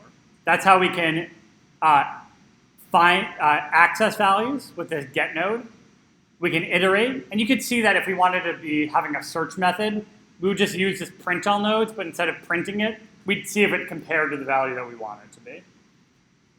The one thing we might need to do for that is make this conform to equatable. I'll do that. The last thing we'll do on this. Let's say we'll build a contains operator, and we'll say if our linked list contains a target, which we'll go ahead and just return a bool. If we want to check to see if two nodes are equal, we need to be able to compare them. Not all objects are able to be said that they're equal to each other by default. Like a Game of Thrones episode, you could say two episodes are the same if they have the same ID or something, right? But like, when are two user objects the same? Is it if they have the same user ID? Is it if they have the same name? Is it if they're created at the same date? It's not always obvious what it means for two things to be the same. So by default, it doesn't list anything to mean that two things are the same. If you want to make it so that there's a way of knowing if two things are the same, you need to conform your type to the protocol equatable. What we've just done here is we said our generic is actually a little bit special. It means that the only things that can be in our linked lists are things that conform to this protocol equatable. And to conform to And to conform to equatable, it means that you need to have the double equals method implemented. The double equals is just a function. It's a function that looks weird, but it's just a function. So now we can be assured that we have a way of comparing our types against each other. So for our contains, we'll use our tried and true method here. We'll have our current node. We'll say while the current node is not equal to nil if the current node's value is equal to the target, return true. And then if we get to the end and we didn't find it, return false.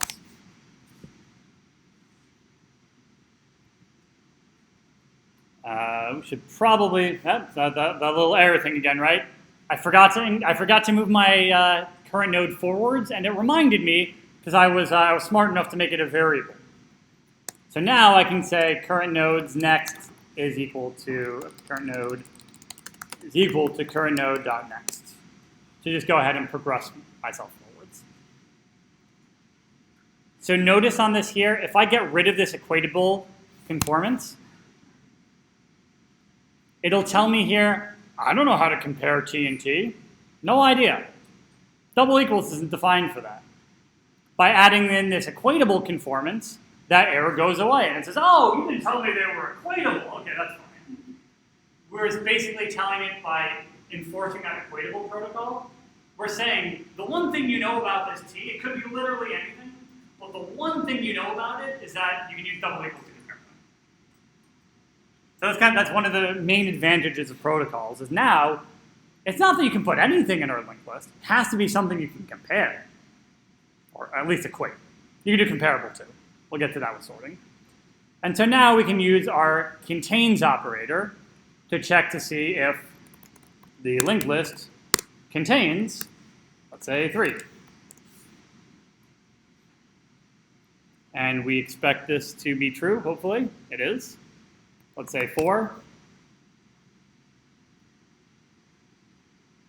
And it is. And let's say 5. I don't know why it would contain that. And it doesn't. So our contains operator is now working as we would expect. So this is basically find an element matching a condition, which is the last thing that we talked about. Okay. A lot of good stuff there. A lot of good stuff. Ton of information there. Questions on linked lists? Other than everything. Yeah. You can get the length of the linked list. If you wanted to build in a count method, yay. Let's say you wanted to build a count. You can make it a computed variable here. It's not a function, it's a computed variable. It's fine. You'll have a counter stored that's going to be equal to 0, or count equal to 0.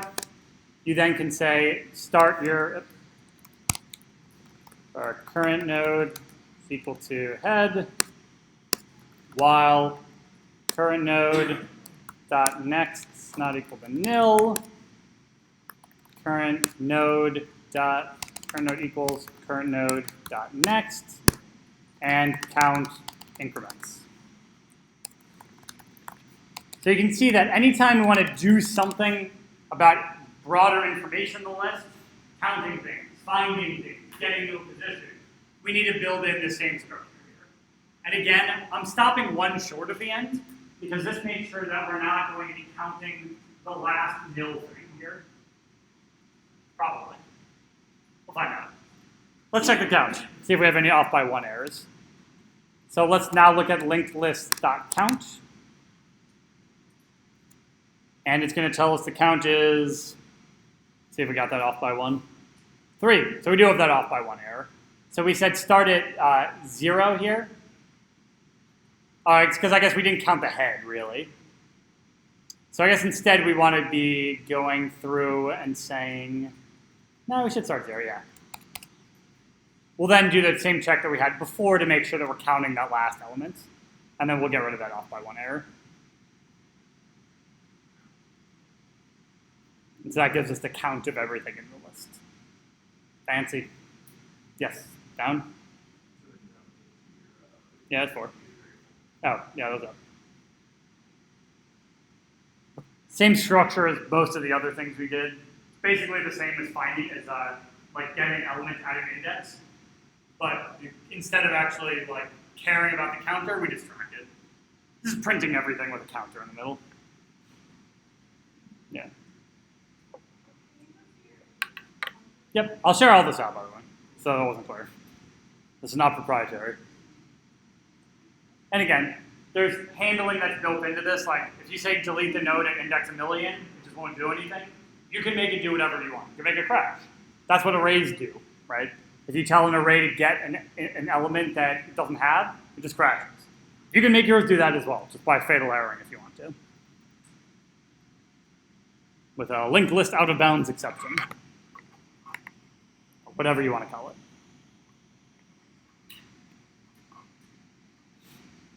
Neat. Other linked list questions?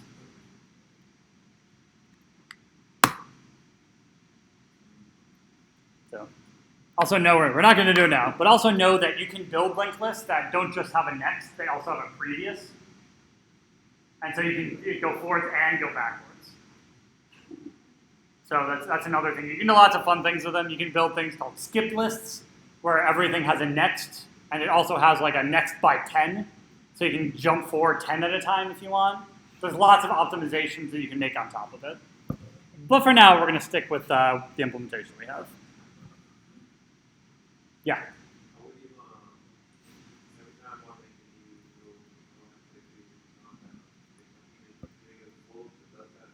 Oh, like this thing here? Well, now the advantage is, now that we've built that whole functionality, I can make a new list equals linked lists. And now I can just append things to it, right? New lists. Oh. Have to specify the type. And now that I've made it, I can just take dot append. What do I call that append? New value. Go with no value. I don't know why I said t. Append new value 9.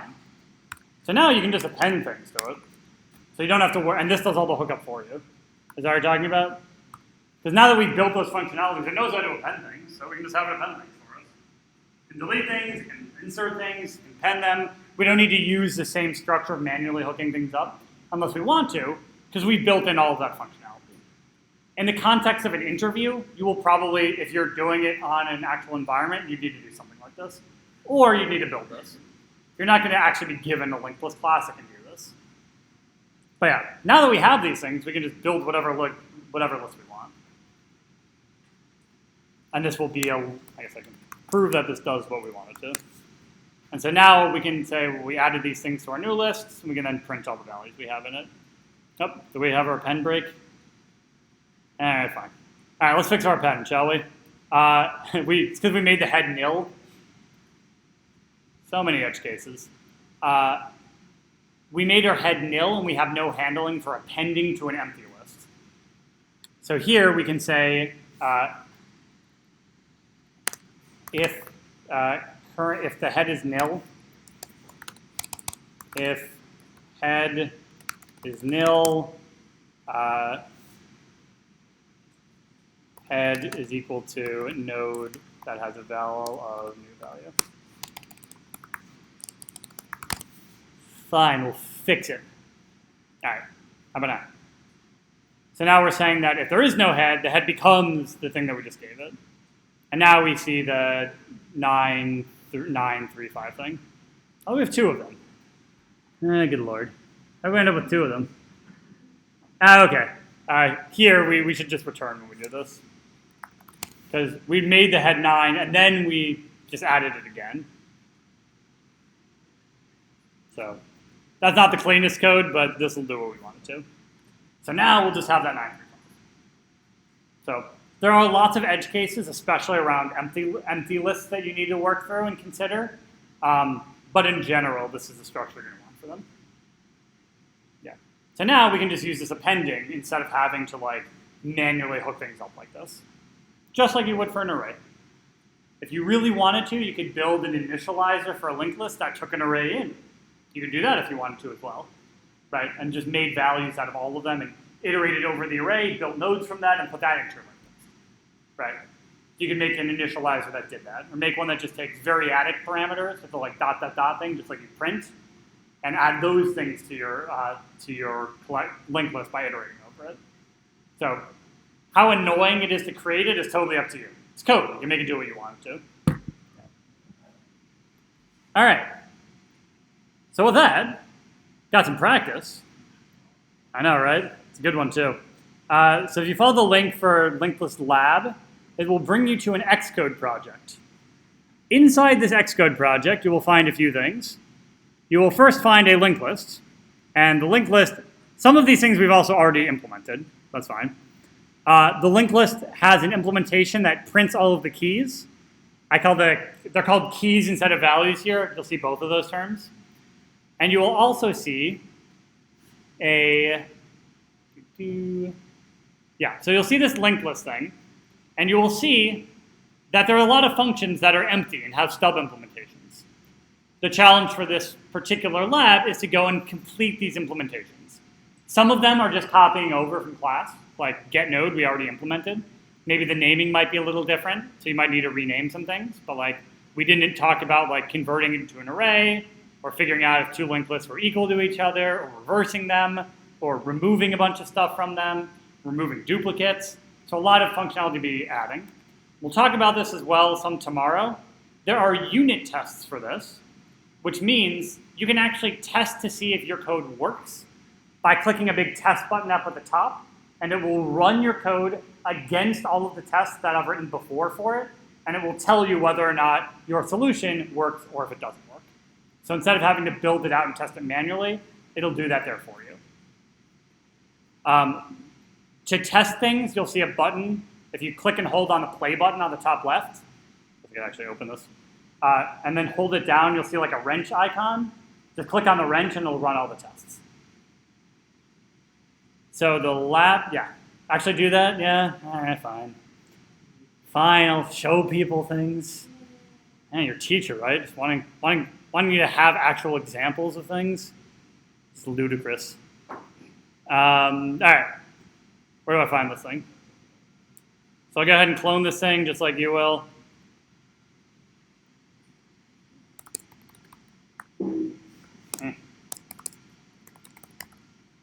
Man, that was like the tiniest text ever read. All right, so I cloned that thing. It's called Pursuit Core iOS Linked List Exercises. When you open it, you end up here. It has an Xcode project in it.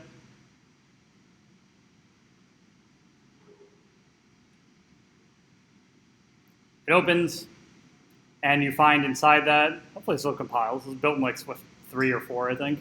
We'll find out. You have your linked list Swift thing right here, and you have this test file. We'll talk more about tests tomorrow. That's what the bulk of the lesson is. For now, just know that it's there and does some neat things, such as not building when you want it to. You might need to click this button. See if that works.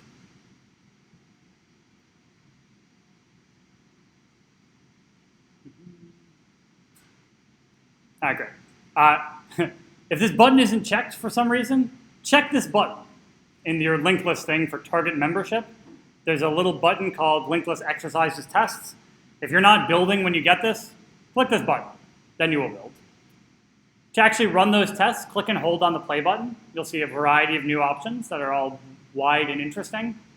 One of them is test. When you go to test it, it will go ahead and build for you. It'll tell you your build succeeded, and then it will run all of the tests against your linked list class. It says testing. Eventually, it will finish and tell you that some of them succeeded, but most of them failed. Most of them failed because you haven't added the implementation yet. Or just loop forever. It's also an option. It shouldn't be the case. Now, once Xcode's not being slow anymore, this would finish testing, but those are the steps you need to go through to end up testing it. Yeah, I don't know if I believe that. Anyhow, if there's anything that needs it, if this wakes up and finishes, then that's great. If it doesn't, I'll push up any updates I need to. For now, the link for that you can find on Canvas. So go ahead and do that same cloning thing, and then start filling in those implementations to those other methods. So certainly don't need to finish all of them now, but it is then a bank of questions that you can go back to and answer. In the meantime, I'll figure out why my Xcode is being really slow with this, and we'll go from there. Cool, so go ahead and get started on that, and I'll let you know anything that needs to be changed or if this testing thing just wakes up. Yeah? What's that? Yeah, I'll go ahead and flag that out to the channel now as well. All right, it was just being slow. Wow, that's good fun. Man, that was super slow. You can do the same process you've been doing with everything else, where you're forking and cloning now. Is that already done? Yeah, you can just fork and clone it. All right, there we go. Good Lord, that took forever. Okay, so we can see that we ran against these tests, and some of the tests failed and some of them passed. So if any of your tests are passing, that's great. If they're failing, that means you need to go fix them. Some of the ones that are passing are kind of spurious passes. They're not actually testing, like there's no implementation, there's no linked list, so it's fine. Make sure to add the implementation for everything. So like for count, for example here, this is what the test looks like. You can see its implementation, and then you can figure out to make sure it's working correctly. All right, so you can find the repo there, fork and clone it. You'll then get to this thing with all the associated tests, and then go and fill in the implementation of each of the methods here. I'll go ahead and then Slack out the stuff we just built from the playground stuff. I can go ahead and get started on those exercises. Neato.